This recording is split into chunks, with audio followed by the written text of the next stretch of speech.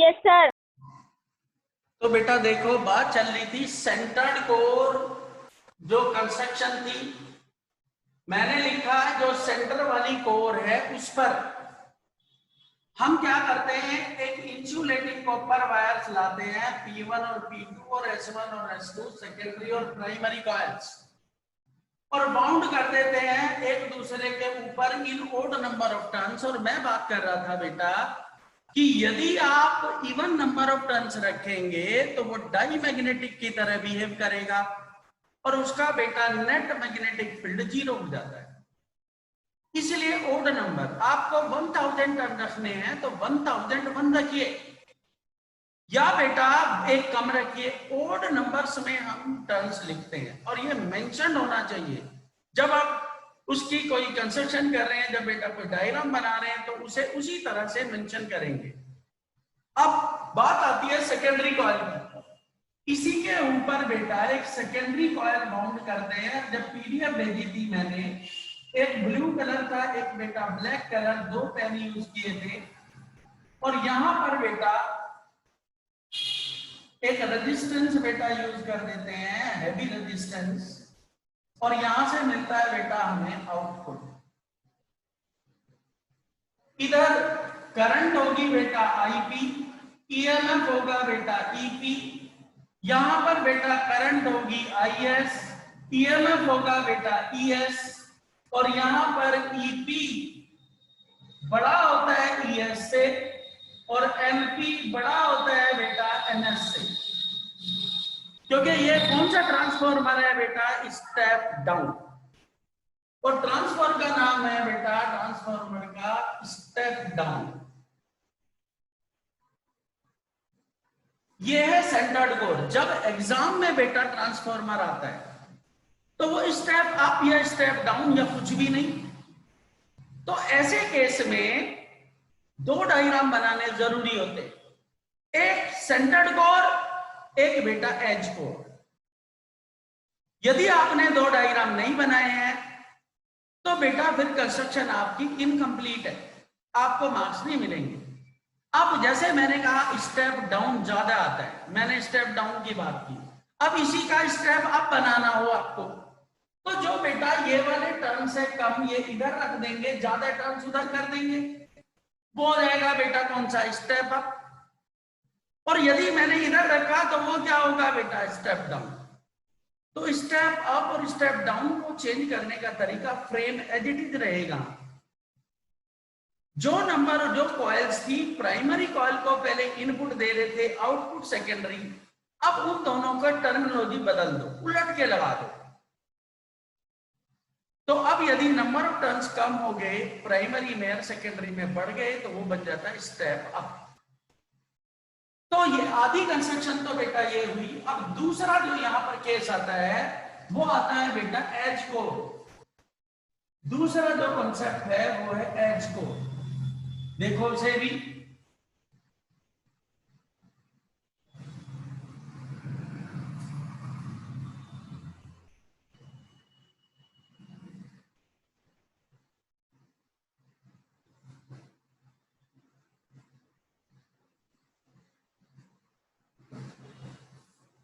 दूसरा है बेटा एज core.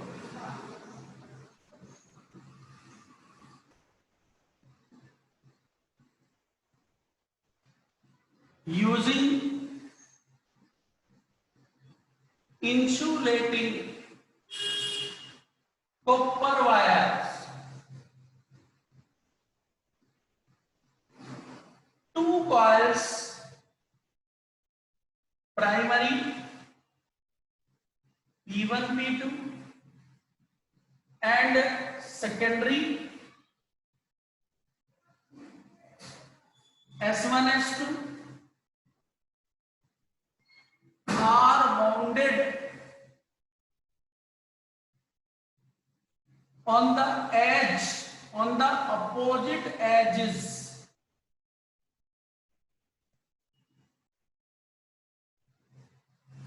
of the frame in odd number of turns.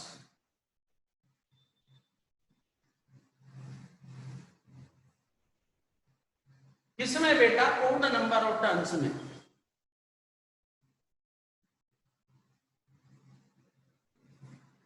तो यहां पर बेटा ये जो फ्रेम की बात की थी, ये पहले एक फ्रेम बनाते हैं।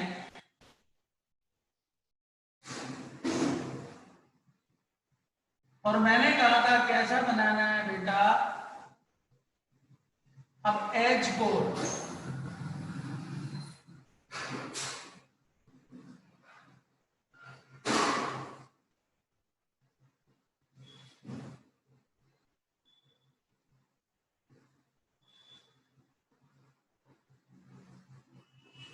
तरीका बेटा वही होता है। ये कुछ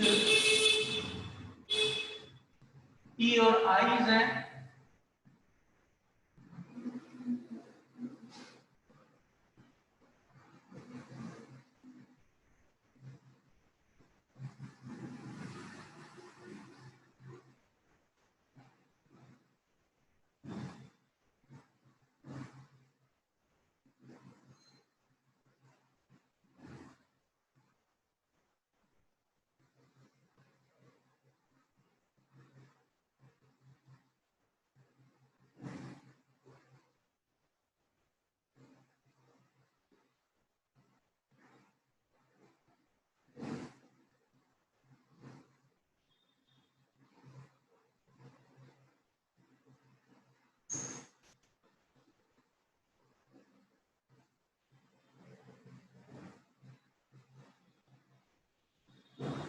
ये बेटा एक फ्रेम बना,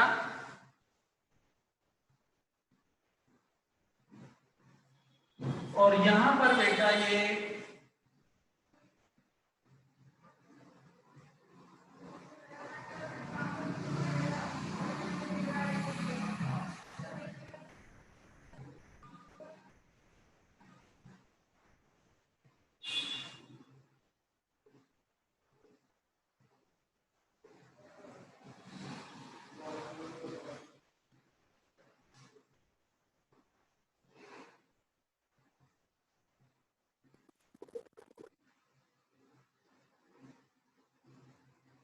ये बेटा अब यहां पर एज कोर बनाना है बेटा। तो क्या है, मैं स्टेप अप ही बना रहा हूं और स्टेप डाउन।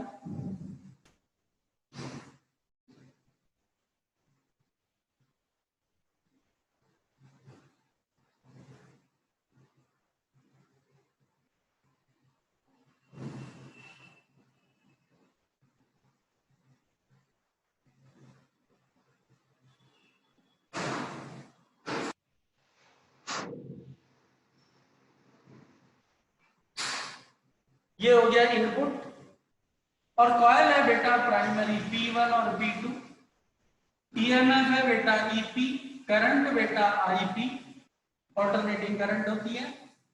और यहां पर बनाते हैं बेटा एक सेकेंडरी।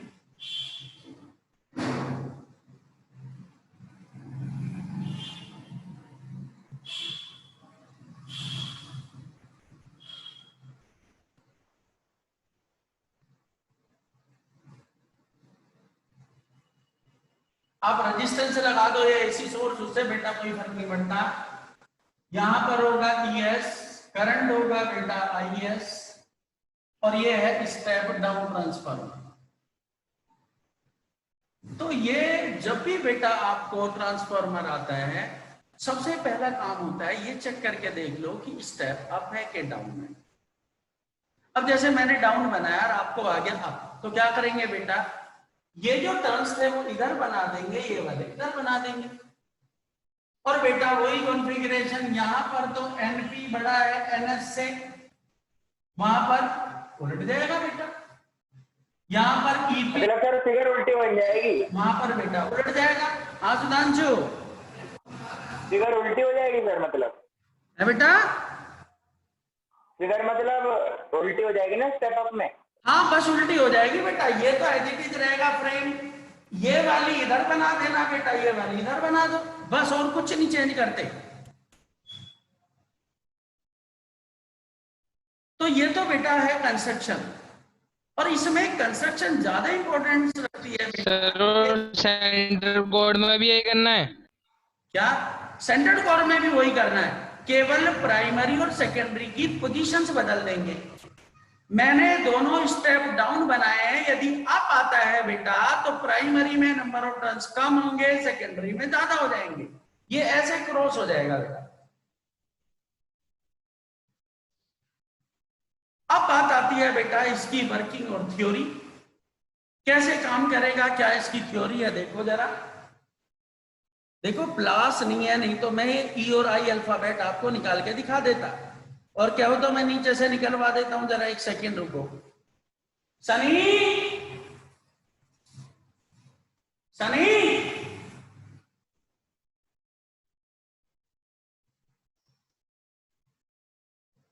सनी, अभी बेटा आएगा, देख मैं निकलवा के मंगाता हूं, फिर बताता हूं। अब बात आती है वर्किंग और थ्योरी, वो भी बेटा बहुत इंपॉर्टेंट है। इतना आसान टॉपिक है कि बस डायग्राम में थोड़ा सा जो शार्पली बच्चा अच्छे से नीट डायग्राम बना दे, फिर कोई दिक्कत नहीं होती। तो अब है बेटा working and theory.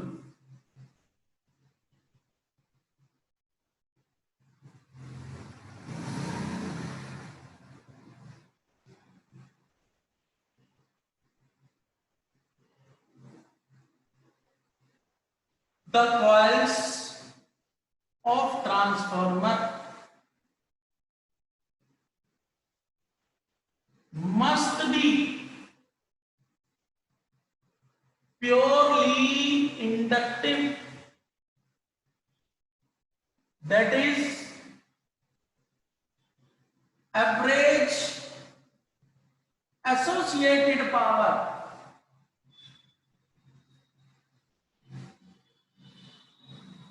in coils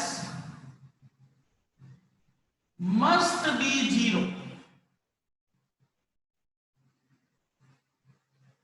and this is due to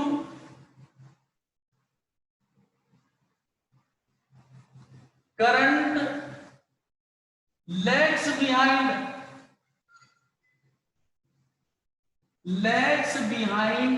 EMF by 90 degree in phase. सबसे पहला काम बेटा ये है, जब आप वर्किंग देखते हैं कि इसमें जो कॉइल्स हैं उनके अंदर एवरेज एसोसिएटेड पावर क्या होनी चाहिए बेटा, जीरो। और ये मैं दिखा सकता हूं कैसे। Phase difference phi equals to हो गया बेटा पाई/2, बट पावर क्या हो गया बेटा, पावर P इक्वल्स टू बेटा ERMS IRMS cos phi. Power हो गया बेटा ERMS IRMS cos 90। पावर हो गया बेटा zero. Hence coils of transformer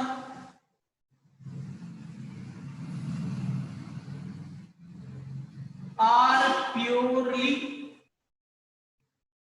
inductive। सबसे पहला काम तो ये कि आपको ये प्रूव करके दिखाना पड़ेगा कि जो आपने कॉइल्स, क्योंकि यदि ट्रांसफॉर्मर में लॉस हो जाए तो आपके घर तक इलेक्ट्रिसिटी पहुंचने के लिए यहां पर कम से कम भी कई हजार ट्रांसफॉर्मर से इलेक्ट्रिसिटी पास होते हुए आती है, और उसमें भी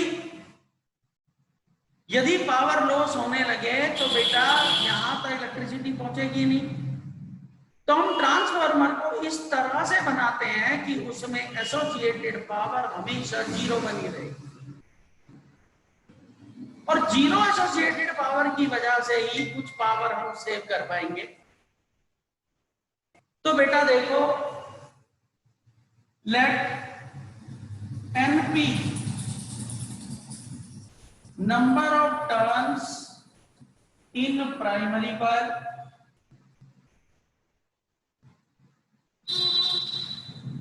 NS number of turns in secondary coil, EP EMF across primary, primary coil, ES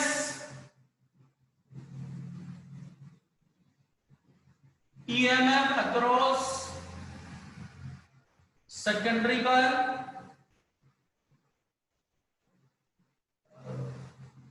IP current in primary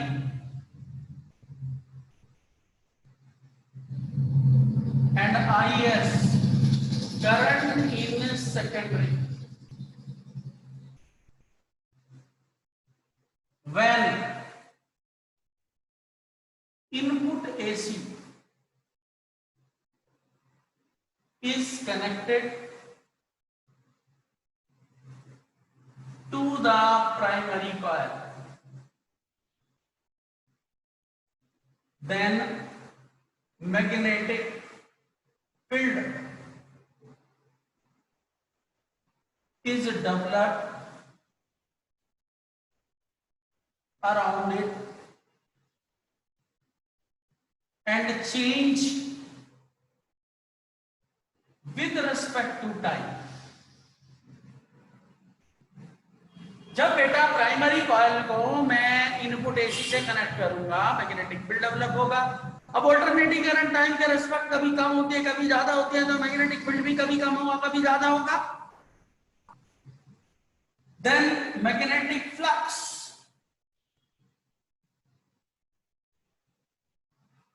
change by secondary coil, secondary coil क्या होगा, मैग्नेटिक फ्लक्स को चेंज करेगा and EMF induced in it, उसके अंदर EMF induce होगा।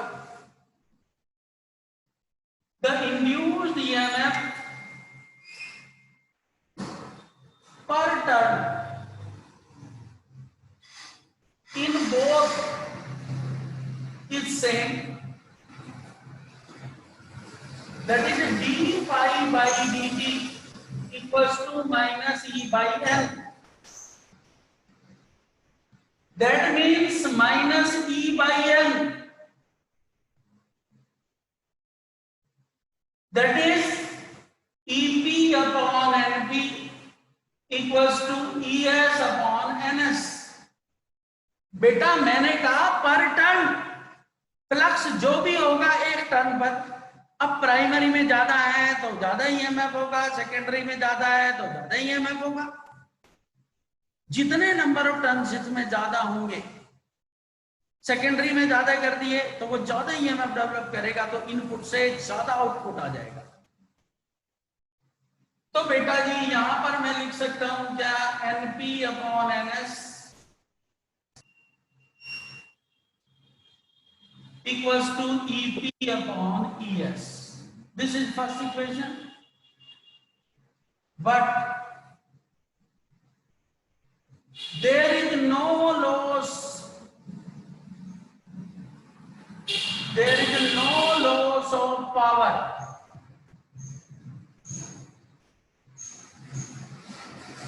That is power input equals to power output. जो input power है वो आउटपुट पावर के बराबर रहेगी, तो क्या होगा,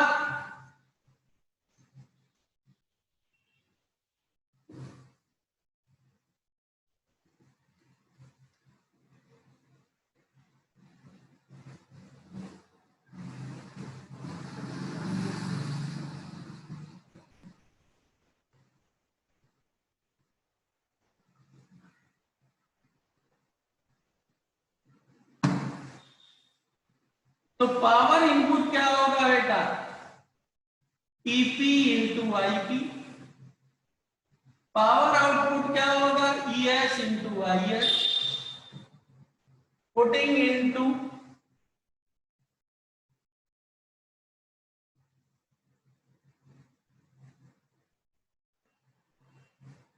तो EP into IP equals to ES into IS,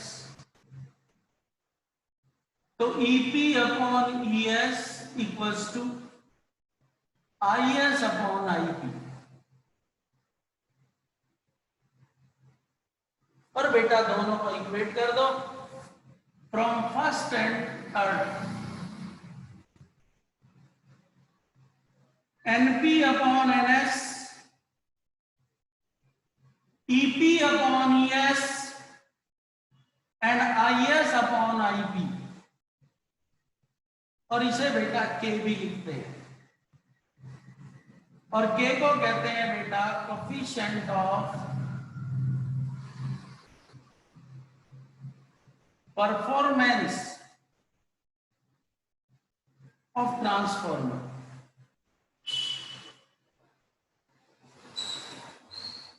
किसी भी न्यूमेरिकल के लिए सुधांशु जी ये फॉर्मूला बस यूज करना है। NP upon NS equals to EP upon ES equals to IS upon IP। और यहां से बेटा दो कंक्लूजन डालते हैं हम। A, when EP is greater than ES, NP is greater than NS, and IP is less than IS, then transformer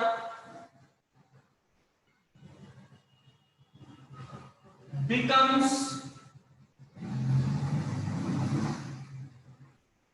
step down। कौन सा ट्रांसफॉर्मर होगा बेटा? Step down. और दूसरा केस बेटा when ES greater than EP, NS greater than NP, and IP is greater than IS, then transformer becomes step up। ये बेटा इसकी थ्योरी और वर्किंग है। सबसे पहले चेक करना है कि स्टेप अप है कि स्टेप डाउन है। स्टेप अप ट्रांसफॉर्मर है तो प्राइमरी में नंबर ऑफ टर्न्स कम रखो, सेकेंडरी में ज्यादा रखो। दोनों तरह का ट्रांसफॉर्मर बनाते हैं, एक सेंटर्ड कोर का डायग्राम, एक एज कोर डायग्राम। दोनों डायग्राम हमेशा बनने चाहिए।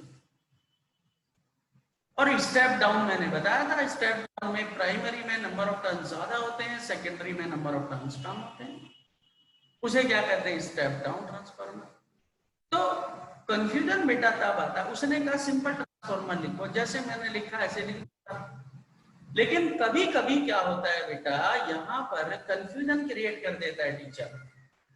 बच्चा समझ ही नहीं पाता कि कौन सा ट्रांसफॉर्मर है। जैसे मैं अभी एक क्वेश्चन लेता हूं, बस इसकी बेटा लॉसेज हैं, लॉसेज इन ट्रांसफॉर्मर। अभी मैं बात करूंगा उनके बारे में। पहले इस बात को समझें कि ट्रांसफॉर्मर को हम कैसे समझेंगे कि स्टेप अप था कि स्टेप डाउन था। देखो क्वेश्चन ऐसे आता है, एक नोट बेटा यहां मैं लिख दूं, पहले नोट लिखना जरूरी है। Transformer work only in case of AC source, not in DC। यदि आप DC सोर्स बैटरी के थ्रू ट्रांसफॉर्मर लगाना चाहते हैं ना बेटा जी, कभी भी काम नहीं आए। How to change the magnetic flux? Direct current कभी मैग्नेटिक फ्लक्स को चेंज नहीं करेगा। ऑल्टरनेटिंग करंट होने की वजह से। रोहित वर्मा माइक ऑफ करो अपना। रोहित वर्मा, रोहित सर। जो ट्रांसफॉर्मर है वो केवल ऑल्टरनेटिंग करंट पर काम करता है, क्योंकि ऑल्टरनेटिंग करंट में every instant of time magnitude भी बदलेगा और बेटा फेज भी बदलेगा। तो ये डायरेक्ट करंट पर कभी भी वर्क नहीं करता, हमेशा वर्क करेगा वो अल्टरनेटिंग करंट पर। इस बात को बेटा ध्यान रखेंगे। और मैं बात कर रहा था बेटा यहां पर एक क्वेश्चन की,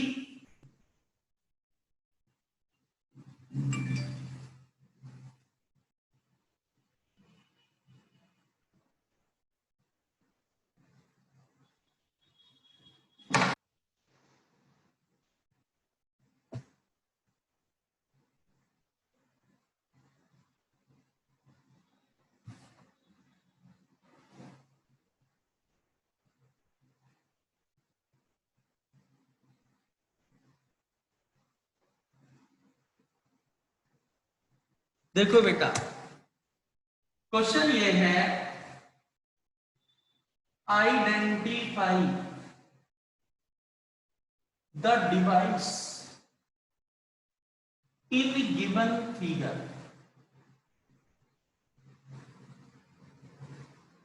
and explain with principle, construction and working.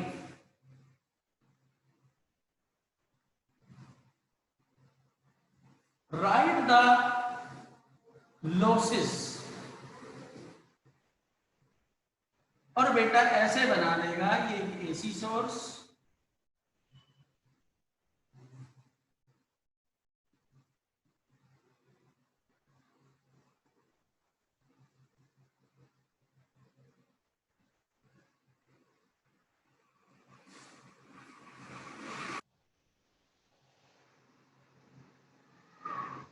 बस कुछ नहीं कहा।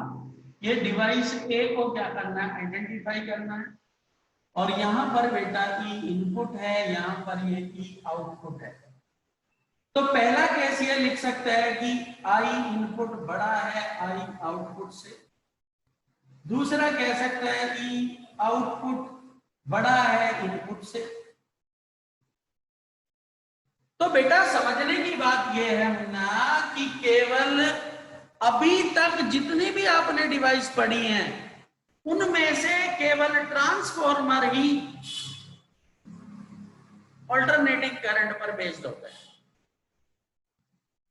यही अल्टरनेटिंग करंट पर बेस्ड होगा। तो बेटा ये ट्रांसफॉर्मर है, तो आंसर क्या होगा, ए है ट्रांसफॉर्मर। यदि ये लिखा आया तो मैं कहूंगा स्टेप डाउन।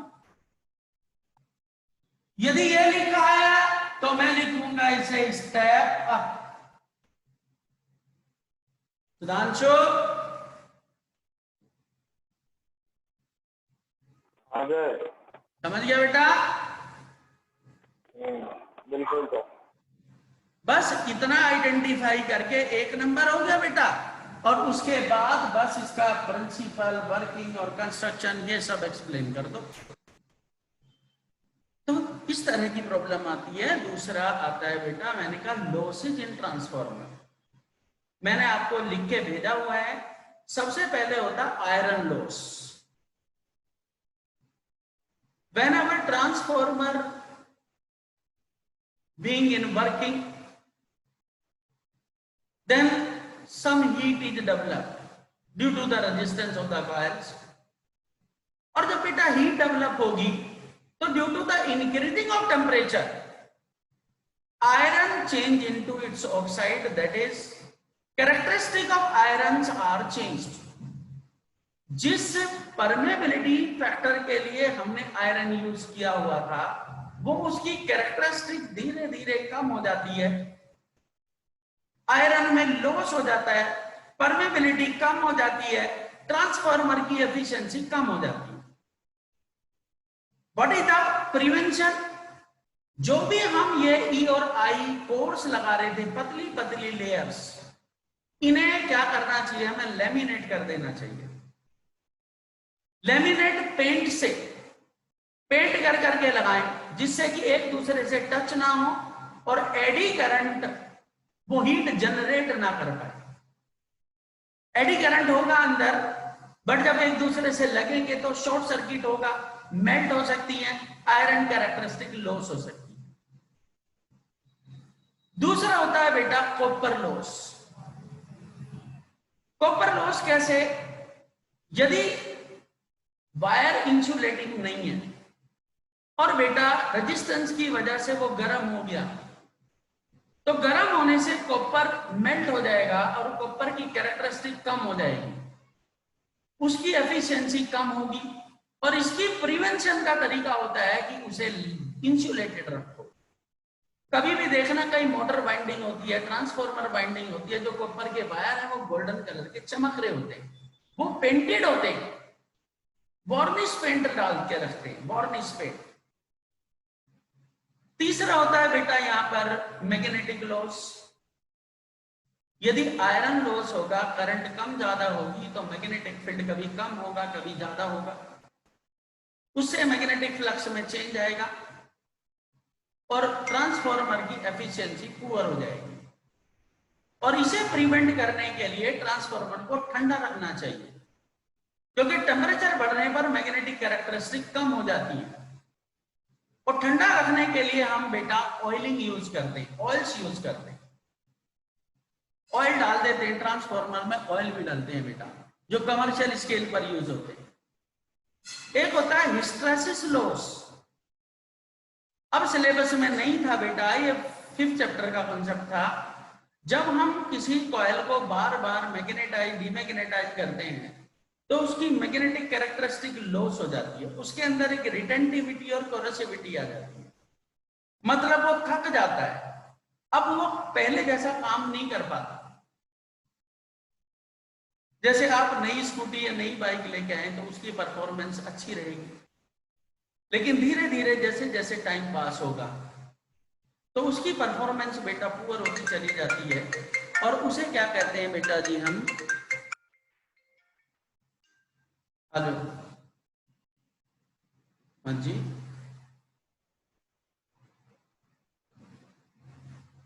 मैं क्लास में था अभी, 5 मिनट में कॉल करूँ आपको? ओके।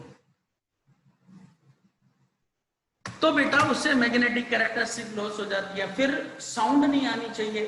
जो पुराने ट्रांसफार्मर होते हैं, आप कभी आपके घर के आसपास के ट्रांसफार्मर रखा हो, जो पुराने ट्रांसफार्मर हो जाते हैं उनमें से आवाज आना शुरू हो जाती है। तो किसी भी तरह का एनर्जी लॉस नहीं होना चाहिए। तो ये बेटा लॉसेज होते हैं ट्रांसफार्मर में। और 5 नंबर का बहुत ही इंपॉर्टेंट टॉपिक है, और इसके साथ बेटा चैप्टर खत्म हो जाता है। अगली क्लास में बहुत इंपॉर्टेंट न्यूमेरिकल्स हैं, पीछे के 4-5 वो कराने हैं। आप बेटा जो असाइनमेंट दिया है उसे सॉल्व करिए, उसमें जो डाउट्स होंगे उनकी बात करेंगे। और बच्चे थर्सडे को नेक्स्ट क्लास में हम शुरू करेंगे क्या बेटा, न्यूमेरिकल्स, और सैटरडे से फिर नया चैप्टर लेंगे। और जिन बच्चों ने फी सबमिट नहीं की है वो प्लीज फी सबमिट कर दें, क्योंकि 15 तारीख होगी है बेटा अब, और सुधांशु की तो आगे थी, तो बाकी बच्चे भी बहादुर बने और फी सबमिट करें। और इसी के साथ बेटा गुड इवनिंग। सर जी नमस्ते। Good evening. नमस्ते बेटा, नमस्ते।